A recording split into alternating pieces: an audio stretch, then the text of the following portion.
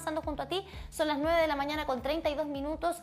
Hoy hay una actividad muy interesante en la Universidad Católica de la Santísima Concepción que nos invita a conversar en torno a lo que está pasando con las comunicaciones y, por supuesto, con el rol del periodismo, de los medios de comunicación, cómo se trabaja hoy día, además, enfrentando el desafío del streaming. Para hablar de este tema, hoy nos acompaña el presidente del Consejo Nacional de Televisión, Mauricio Muñoz, a quien le damos la bienvenida. Y también está el doctor Fernando Fuentealba, autor del libro Pluralismo Mediático y TV de Proximidad, que se lanza también este jueves. ¿Cómo está? Bien, bien. Muchas gracias por la invitación. Es una linda conversación, entendiendo estos nuevos tiempos.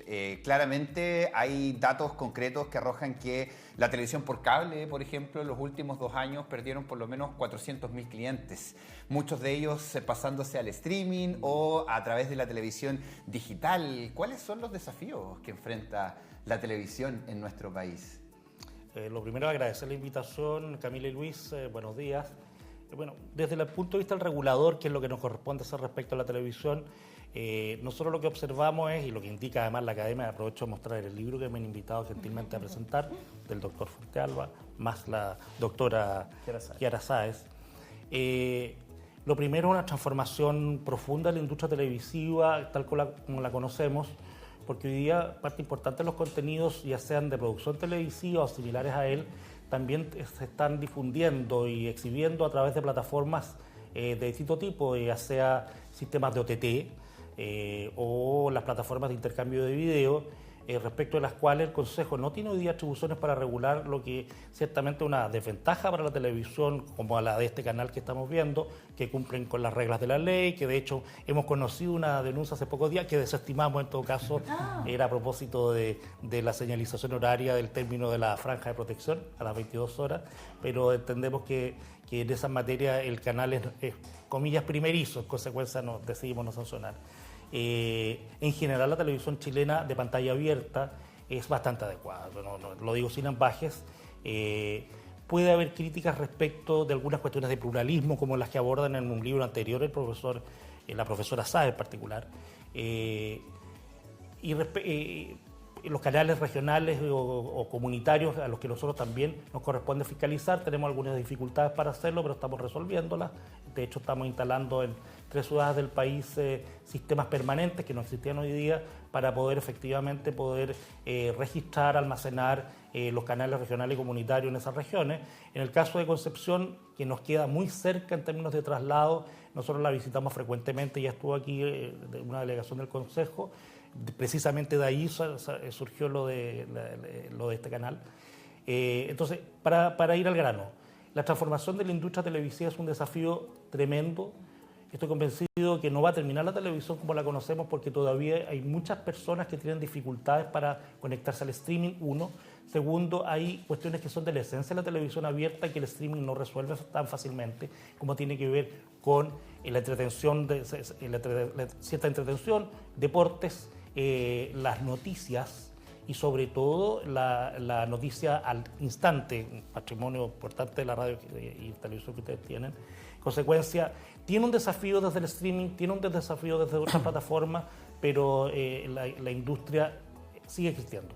¿Que tiene un desafío para transformarse? Sin duda. ¿Que tiene un desafío para asumir la multiplataforma, tal como lo hacen ustedes? Por supuesto. Pero nosotros acompañamos ese proceso y en consecuencia también entendemos que debemos ser prudentes a la hora de fiscalizar. Bueno, para muchos la llegada de la televisión era sinónimo de la muerte de la radio. Luego la llegada del internet, la muerte de la radio y la televisión, y no es lo que hemos visto. Quizás hay un proceso de adaptación que es importante, pero doctor, pluralismo mediático y televisión de proximidad, 2 conceptos que son importantes, pero para explicar finalmente de qué se tratan. A ver, bueno, primero agradecer la invitación de Canal 9, de Luis, Camila. Mira, son conceptos que si bien pueden resultar etéreos, aterrizándolos al mundo de la televisión son bastante importantes. El pluralismo, aquí tenemos al presidente del CNTV, es una de sus misiones, ¿no es cierto? El Consejo Nacional de Televisión tiene que velar por el pluralismo en la televisión, que todos los elementos de la sociedad estén representados en las pantallas, y no solo algunos, es decir, no solo a nivel político, sino también a nivel social, nuestros pueblos originarios que estén presentes. Y la televisión de proximidad es un concepto muy bonito que data ya del año 90 y que tiene que ver con contenido, no con la ubicación de la televisión, es decir, con contenidos que sean próximos a la comunidad. Y yo creo que Canal 9 lo hace muy bien, digamos, porque estaba escuchando la entrevista al gobernador, es decir, son temas que son pertinentes a la comuna en la que está saliendo el canal. Porque Candidato. Bueno, Candidato.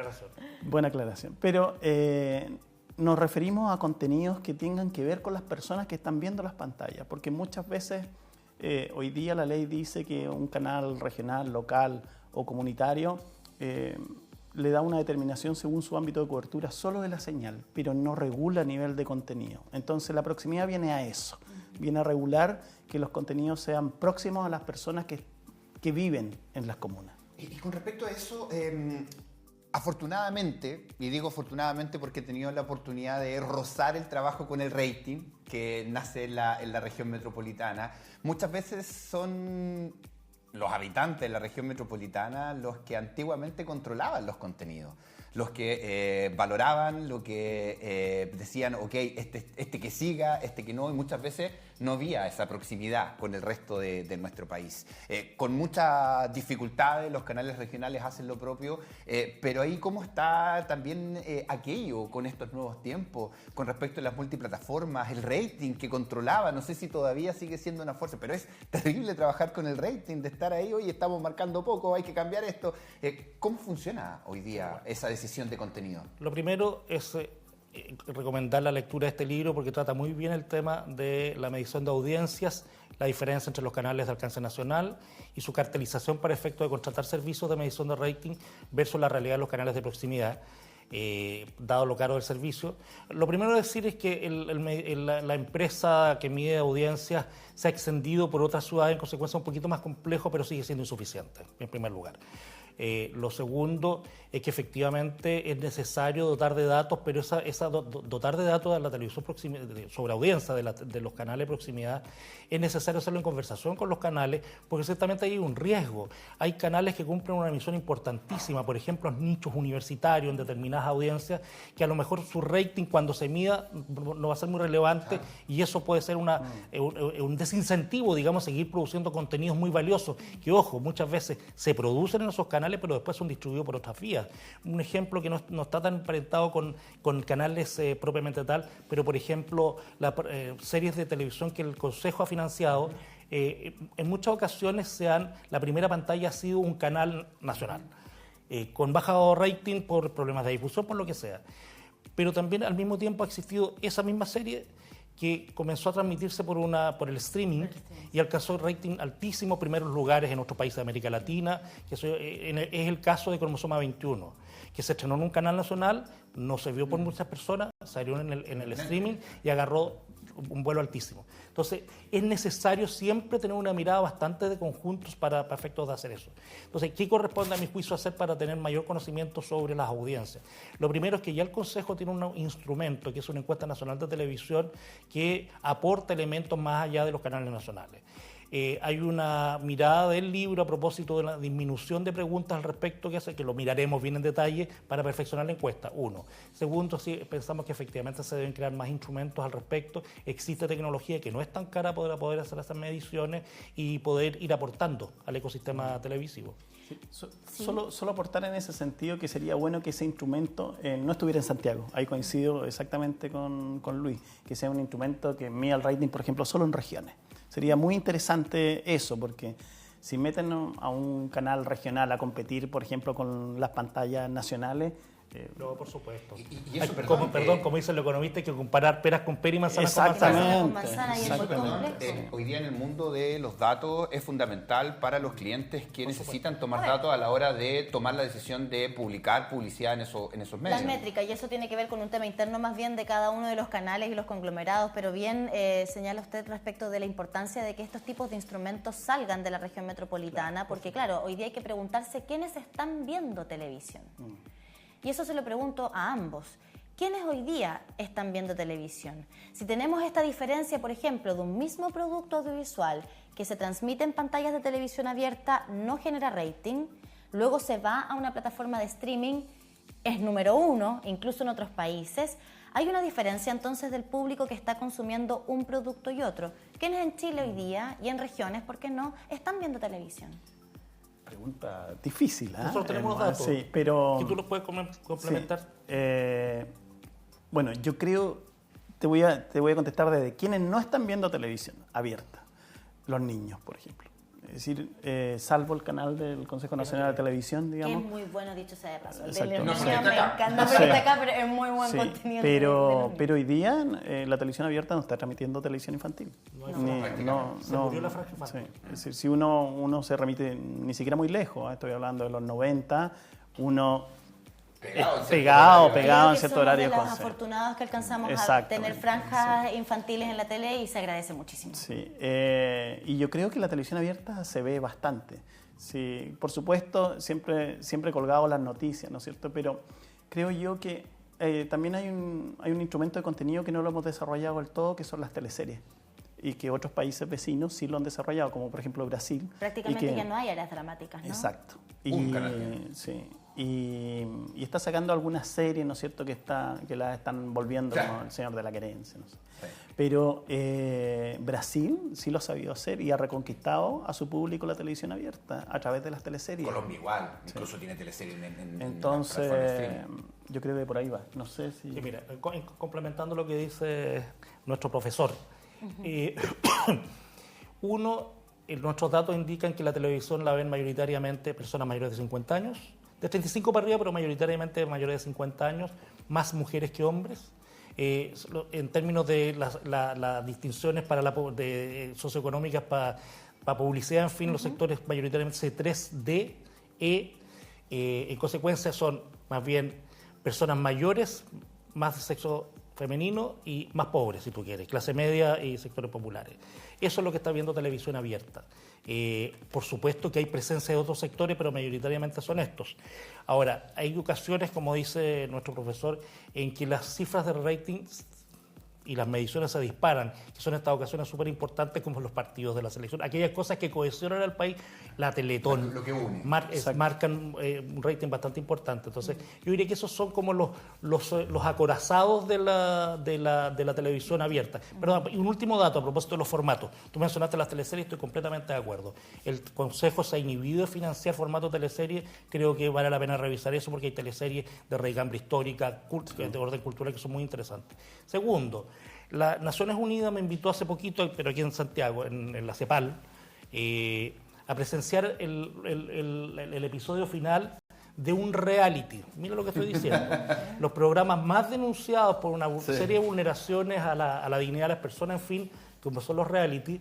El formato de reality fue utilizado para una competencia de innovación sobre cómo abordar los objetivos de desarrollo sustentable.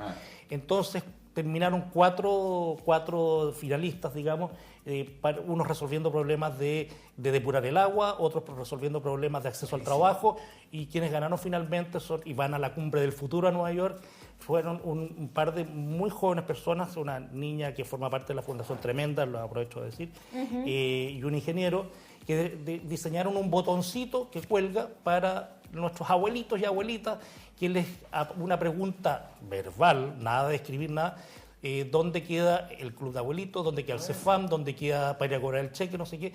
Les dibuja un mapa, entonces construye trayectoria para los abuelitos, y ese ganó. Formato reality.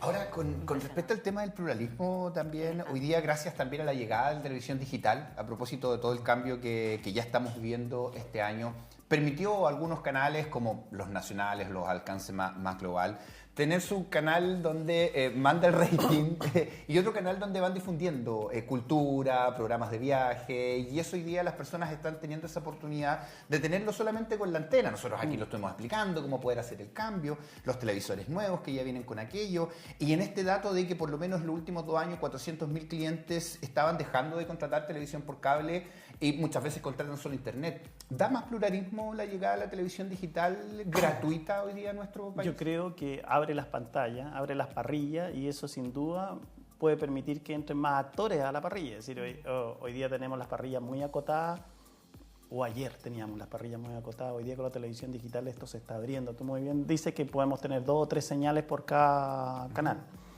Y lo importante es que la nueva ley, ¿no es cierto?, la 20.750, que ya lleva 10 años en desarrollo, garantiza que el 40% del espectro, incluso podría ser un poquitito más si se colocan de acuerdo los consejeros, sea para canales locales, regionales y comunitarios.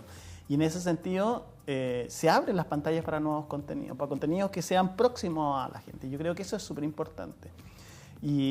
Porque aquí no estamos vendiendo cajones de tomate, estamos vendiendo televisión que entra directamente a los hogares de las personas, estamos vendiendo información, estamos vendiendo identidad y no nos podemos perder en eso. Sí, y de hecho esto trae a colación también otro desafío que enfrentan hoy día los medios de comunicación y que es quiénes son los dueños finalmente de los canales de televisión, ¿no? Cuando hablamos de pluralismo, concentrar los medios en 3, 4, 5, cuesta un poco, ¿no? Cuesta un poco, sí, por eso es importante abrir los espacios finalmente, que estos nuevos canales que se generan no sean para los mismos canales de televisión con distintas señales, ¿no? Y aquí, disculpa, que volvemos al mismo tema que estábamos planteando antes, el rating, porque resulta que muchos de estos dueños de la concentración mediática que se da en Santiago, o estos grandes grupos económicos, también son dueños de tiendas o de supermercados que vienen a publicitar en el mismo canal, digamos. Y todo eso mismo. Y eso, desde el Consejo, ¿cómo se aborda ese desafío en nuestro país? Voy a transparentar una conversación que recién sosteníamos con el profesor Fuentealba. La norma que encarga al Consejo velar por el pluralismo refiere fundamentalmente al contenido de los concesionarios que han obtenido esa concesión. En consecuencia, nosotros no tenemos opinión necesariamente sobre la propiedad de los medios, lo que no significa que no constatemos que efectivamente son pocos los propietarios de esos medios. Ahora, una reflexión que tiene que ver con medios periodísticos en otros países. ¿Qué le hace mejor a un ecosistema informativo?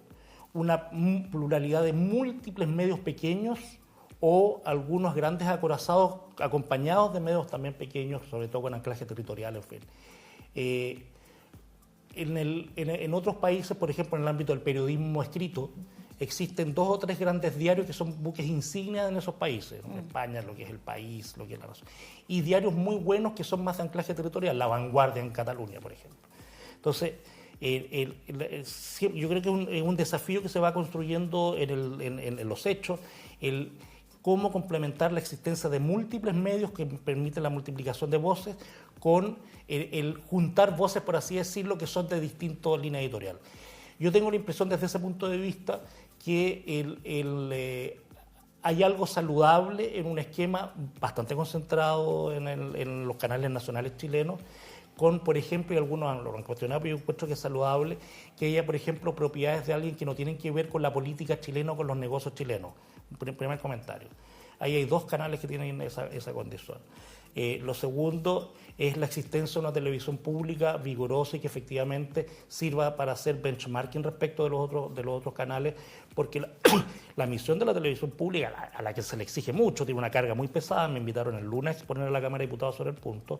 Creo que debería ser mejor acompañada porque permite generar contenido, debería permitir generar contenido que pudieran estar disponibles, tal como hace el Consejo, para otros concesionarios.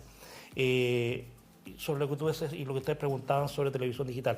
Yo creo que la explosión precisamente de multiplicar por 3 o 4 el número de concesionarios es importantísimo. Y en ese sentido, por ejemplo, una de las cosas que ha permitido es, comillas, legalizar o incorporar al Estado de Derecho a un conjunto de canales comunitarios o locales que no tenían concesión, que funcionaban a veces. Aquí en Concepción hay uno bien famoso, por La Razón o La Antena, era su consigna, y está legalizado. Entonces pasamos de no tener ningún canal comunitario, luego 5 y hoy día son 13 los canales comunitarios, y si bien son experiencias pequeñas, son sumamente interesantes en términos del contenido, porque generan cosas valiosísimas que ningunos otros medios no llegan. Claro, y ahí está la responsabilidad editorial también, la responsabilidad de quienes trabajamos en televisión a la hora de emitir los contenidos, los comentarios, porque sabemos que hay todo ahí un desafío también con respecto a la proliferación de pseudos medios de comunicación que se escudan a través de las redes sociales y generan ahí esa distorsión que le hace tanto daño a nuestra sociedad. Tú has planteado un punto que es central en los medios tradicionales y sobre todo en la televisión abierta, la confirmación de veracidad.